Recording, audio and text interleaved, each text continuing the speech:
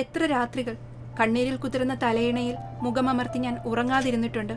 ഓട്ടിസമുള്ള മോന്റെ കാര്യം പോലും അന്വേഷിക്കാൻ നന്ദേട്ടന് നേരമില്ല. നിനക്കെന്തും പറ്റി മീര എന്ന് നന്ദേട്ടൻ ചോദിക്കണമെന്ന് എത്രയോ വട്ടം ഞാൻ കൊതിച്ചിട്ടുണ്ട്. എനിക്ക് PCOD അസുഖമുണ്ട്. ഇതിനായി ഗൈനക്കോളജിസ്റ്റിനെ കാണാൻ പോകുമ്പോഴൊക്കെ അവർ ചോദിക്കും, നിങ്ങളുടെ പാർട്ട്ണർ വന്നില്ലേ എന്ന്. ഇതിനൊന്നും എന്റെ കയ്യിൽ ഉത്തരമില്ല. ഞാൻ നന്നായി നടത്തിക്കൊണ്ടിരുന്ന ബുട്ടിക് അത് വിൽക്കേണ്ടി വന്നതും നന്ദേട്ടനുണ്ടാക്കിയ കടങ്ങൾ തീർക്കാനാണ്.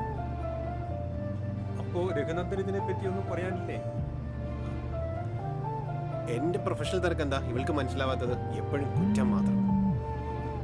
ഞാനാണോ കുറ്റക്കാരി? സാർ, ഒരു അർജന്റ് കോളാണ്, എടുത്തോട്ടെ?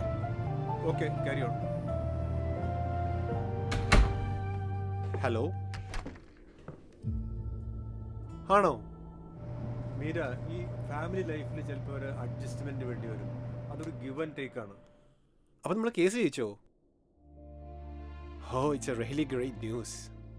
അല്ല, അപ്പൊ ഷാജേട്ടൻ സ്ഥലം മേടിക്കണ്ടേ? Thank God.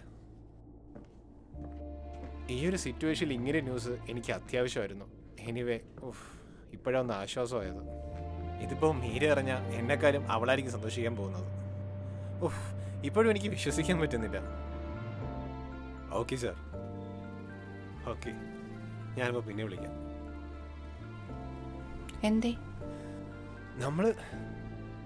നമ്മള് കേസ് ജയിച്ചു. ഷാജേട്ടൻ അത് വാങ്ങിക്കാൻ റെഡിയാണ്. അത് വിറ്റിട്ട് ആദ്യം നിന്റെ ബൊട്ടീക്ക്, അത് കഴിഞ്ഞിട്ടേ ഉള്ളൂ ബാക്കി എന്തും. ബുട്ടിക്ക് നമുക്കിപ്പോൾ വേണ്ട നന്ദേട്ടാ. അതല്ലേ നിന്റെ ഏറ്റവും വലിയ സ്വപ്നം? എന്താ നീ ഒന്നും പറഞ്ഞില്ല? നന്ദേട്ടാ, കഴിഞ്ഞ മാസം അമ്മയ്ക്ക് ലിംഫോമ ഡയഗ്നോസ് ചെയ്തു. ഒരു ബോൺമാരോ ട്രാൻസ്പ്ലാന്റേഷൻ വേണമെന്നാണ് ഡോക്ടേഴ്സ്മാർ പറഞ്ഞിരിക്കുന്നത്. ഏകദേശം ഒരു 15 ലക്ഷം രൂപ ചിലവ് വരും.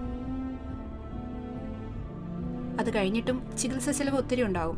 നമുക്കാദ്യം അമ്മയുടെ ചികിത്സ നോക്കാം, ശേഷം മതി ബാക്കിയെല്ലാം. കടത്തി മുങ്ങി നിൽക്കുന്ന നന്ദേട്ടനോട് ഇതും കൂടി എന്തിനാ? 6 മാസം കഴിഞ്ഞിട്ട് മതി ചികിത്സ എന്നാ ഡോക്ടേഴ്സ് പറഞ്ഞിരിക്കുന്നത്. അതുവരെയുള്ള ചികിത്സയ്ക്കും മരുന്നിനുമൊക്കെയായി എൻ്റെ അച്ഛൻ കുറച്ച് തന്നിരുന്നു. അതിനിടയിലാണ് നമ്മൾ തമ്മിൽ പ്രശ്നങ്ങളുണ്ടായത്. എടോ, തനി വന്നേ.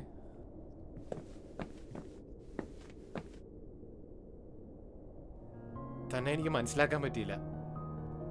അവസാനിപ്പിച്ചിട്ട് നമുക്കിതെല്ലാം. മറ്റൊന്നും വേണ്ട, നമുക്കെല്ലാം ഷെയർ ചെയ്യാൻ പറ്റിയാൽ മതി. എല്ലാം ശരിയാവും. Let us forget everything and start a new life. നിങ്ങളുടെ ഫേസ് കണ്ടിട്ട് എന്റെ പണി എളുപ്പമായി തോന്നുന്നു.